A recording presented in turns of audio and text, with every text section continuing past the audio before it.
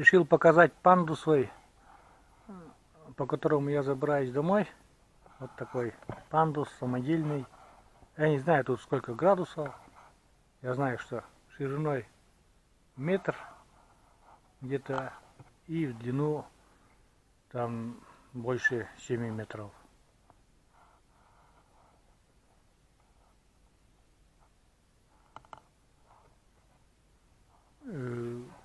Когда это панду уже 3 года, когда первый год использовали этот пандус, доски шершавые были, и я не боялся скатиться вниз, а сейчас очень уже опасно, так сказать.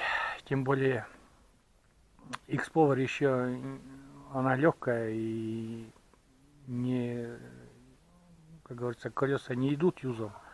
А вот Майра уже она как бы тяжелая, и когда спускаешься, если посередине пандуса остановиться, то по инерции она юзом, колеса идут юзом за счет веса Майры.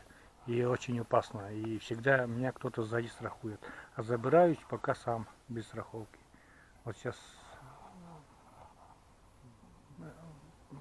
это самое попробую снять, как получится меня подняться по этому пандусу.